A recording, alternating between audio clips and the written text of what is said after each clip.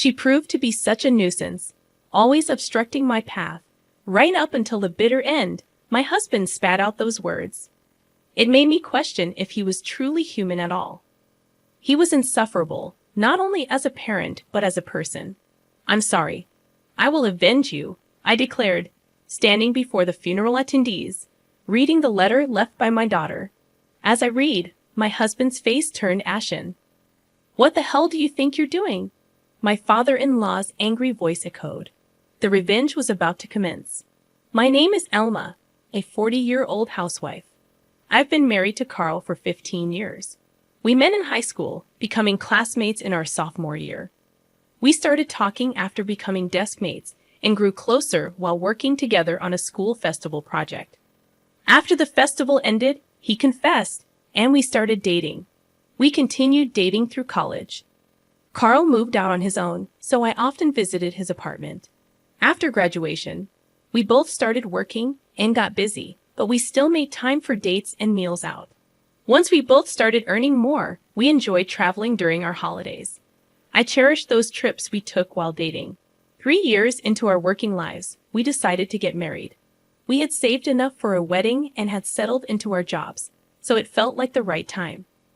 Since we had dated since high school, we already knew each other's families, which made meeting the parents and house visits go smoothly. Many people attended our wedding, including our high school classmates, celebrating our union.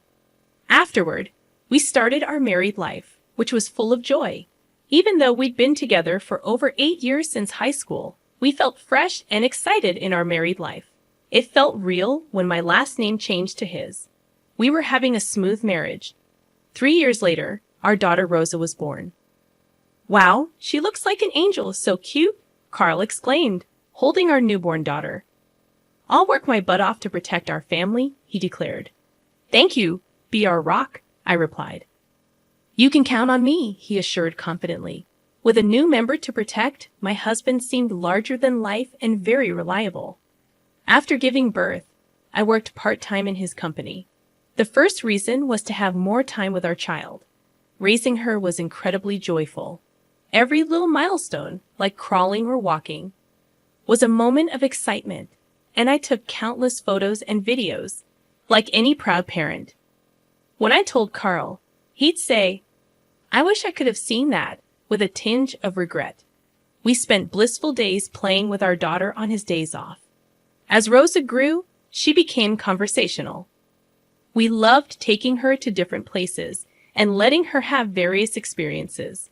We were excited about thinking of her future dreams and the path she would take.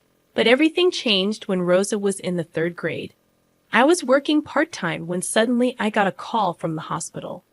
Rosa had collapsed during class. In a state of panic, I hurried to the hospital. My husband left work early to join me, and together we listened to the doctor's solemn words. That's when the shocking truth hit us like a tidal wave. Our daughter had a rare disease. Depending on the treatment, she probably had about a year to live, the doctor explained. My mind went blank. My daughter was burdened with an incurable illness. All that awaited us was the use of medication to ease the symptoms, with no guarantee of halting the relentless progression of the disease. We were devastated, grappling with the harsh reality of why such a small child had to endure this cruel fate. As time passed, her condition worsened. 6 months later, walking became a challenge, and she could no longer attend school. Our days were consumed by hospital visits and lying in bed at home. Gradually, she became bedridden. I had to quit my part-time job to care for her full-time. It was a necessary sacrifice, as anything could happen while I was away. Supporting her became our top priority. Around this time, my husband's demeanor underwent a drastic change. He easily fell into bad moods, and the atmosphere at home grew tense. When I welcomed him home with dinner, he'd respond with irritation, questioning my choice of fish. His complaints about every little thing persisted.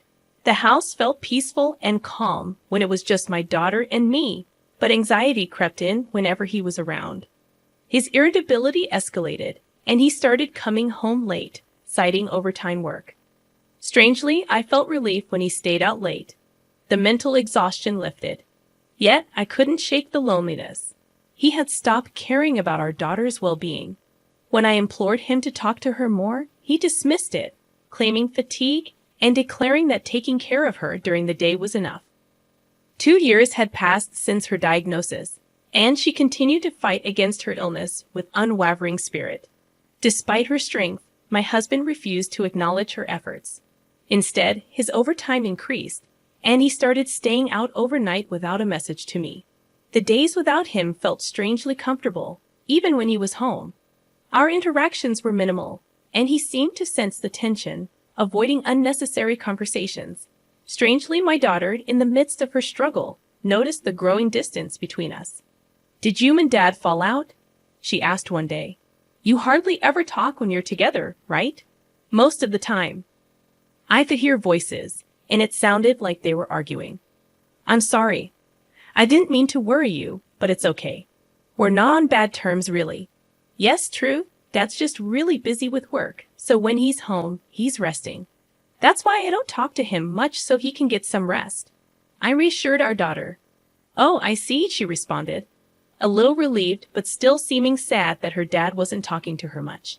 "Did Dad start to dislike me after I got sick?" she asked with a hint of worry. "That's not true at all. A parent can't hate their child. Like I said, he's just busy with work. Don't worry, he doesn't hate you, okay?" I comforted her. After putting our daughter to bed and leaving her room, I sighed. Why am I causing her to worry like this? She's in a life or death situation, and I'm troubling her with this. Gathering my courage, I spoke to my husband when he came home. "Hey, Rosa is feeling lonely.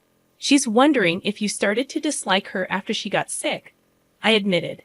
My husband, who had been listening reluctantly, seemed surprised that our daughter would say such a thing and finally looked at me. "Yes, she did. So please, even if it's just a little, talk to her. She's lived past the life expectancy she was given, so it wouldn't be strange if we lost her anytime. Let's make sure neither of you has any regrets, okay?" I pleaded. "I got it," he said begrudgingly and in a low voice. The next day, being Sunday, I deliberately created time for just my husband and daughter to be together. I went out to the store for a couple of hours. When I returned home, I asked him, "Did you get to talk to Rosa?" He replied, "Yeah, we talked about various things." I was glad if it was for our daughter's sake, but then my husband started to get ready to go out. "Are you going somewhere?"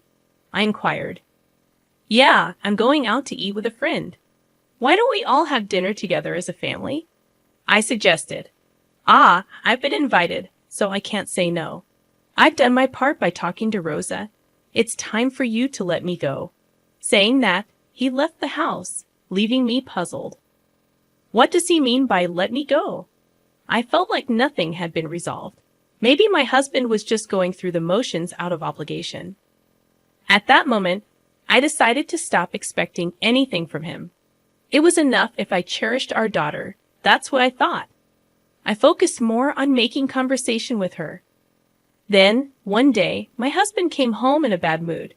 "Hey, get dinner ready quickly," he demanded. I had stopped trying to say anything to my husband, so I prepared dinner, put it in front of him, and was about to go to our daughter's room when he stopped me. "Hey, pack a week's worth of clothes in the duffel bag. I've got a business trip. Make sure you pack all the essentials, like the razor too." After saying that, he went to take a bath without even clearing his dishes. Why do I have to do this? But surely if the bag wasn't packed by the time he got out of the bath, he would get pretty mad, and if he raised his voice, it would worry our daughter. If she woke up, I sighed and went into his room to pack the clothes into the duffel bag. Well, it's a relief. He'll be gone on a business trip for a week. With him gone, I can relax. I packed the bag and left it in his room. The next morning, my husband left without thanking me or saying anything. That annoyed me, but I decided to let myself do as I pleased. First, I called my parents to come and see our daughter. If my husband is away for a week, my folks can stay over without any worry. They seemed torn, happy to see their granddaughter, but saddened to see her bedridden. They were all smiles in front of her. But once she fell asleep, their faces were filled with pain and loneliness. "It really is unfair of God," they said. Why couldn't it be an old-timer like me instead of a good kid like Rosa? My parents stayed until the very last minute before my husband was due back. As time went on, Rosa's condition worsened, and she had to be hospitalized.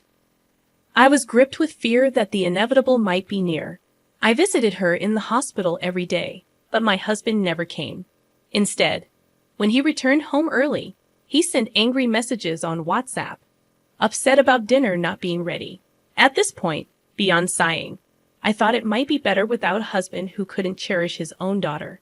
However, his work, painful as it was to admit, allowed me these moments with her. Not only my parents but also my in-laws came to visit her often at the hospital. Rosa always seemed happy when someone came to see her.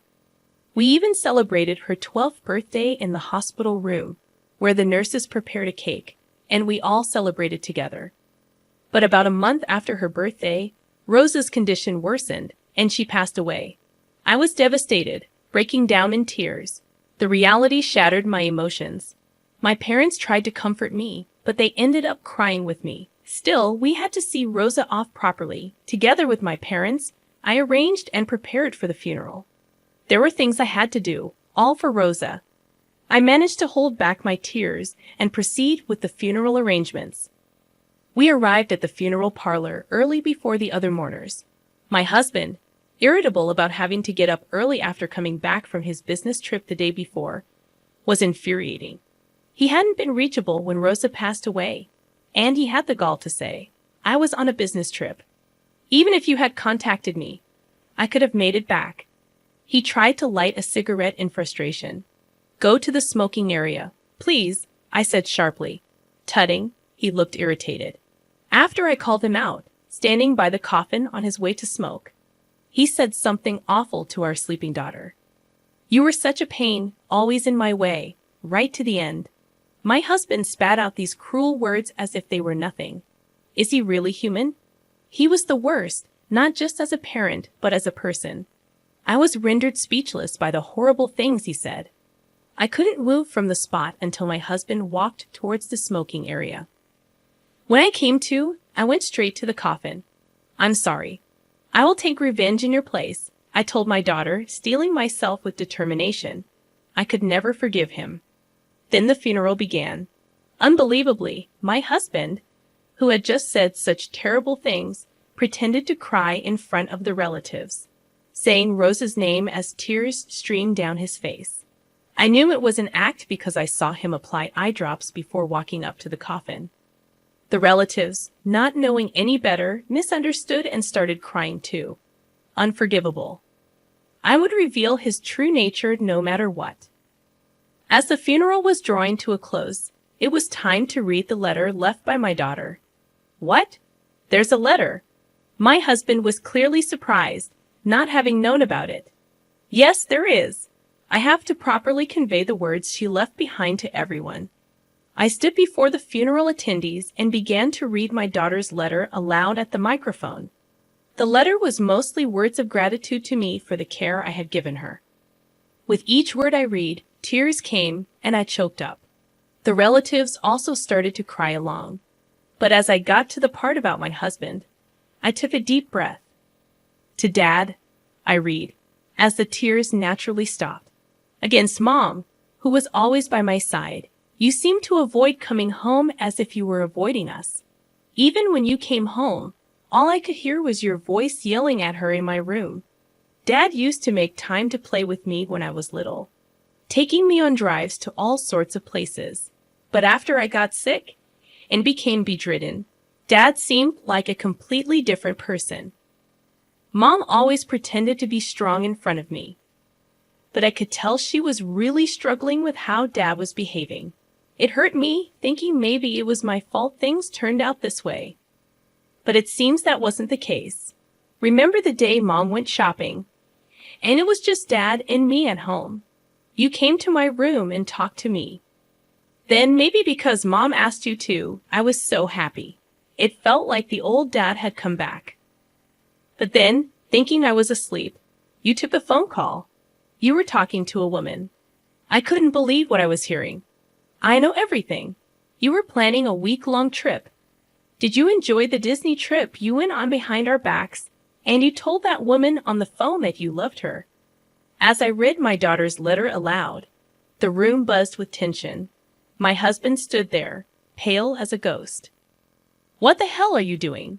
My father-in-law's angry voice boomed. The revenge had begun. My husband just stood there, speechless, stuttering. Ah! My father-in-law grabbed him by the collar and yelled, "You fool!"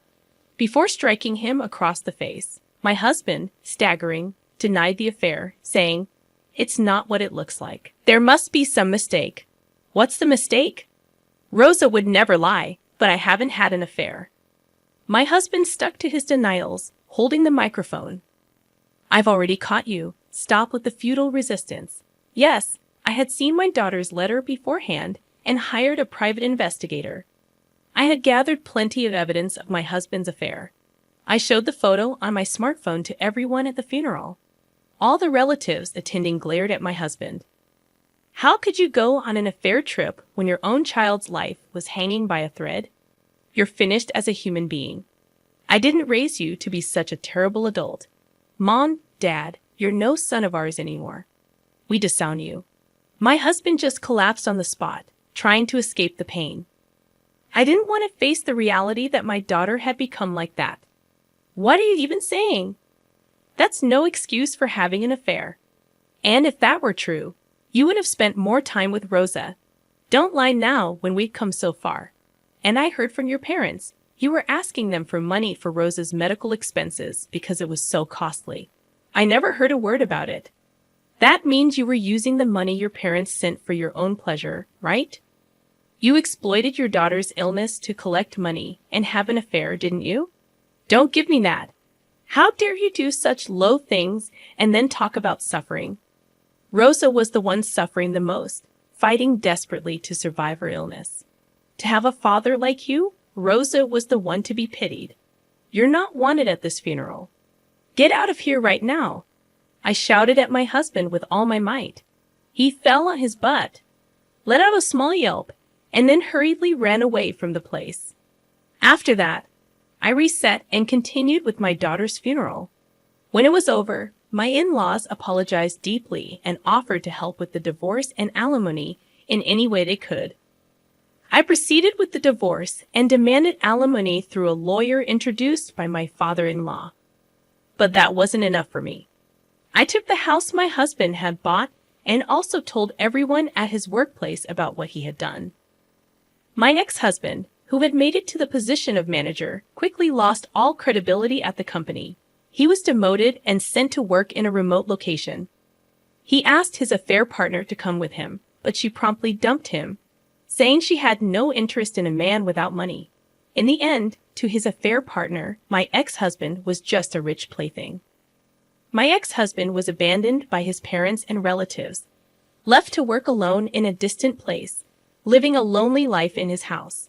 It's all what he deserves, and honestly, I'd like to beat him up to my heart's content if I could. Meanwhile, I sold the house I got from my ex-husband and moved back to my parents' house. With the alimony from my ex-husband and his affair partner, I had a considerable amount of money.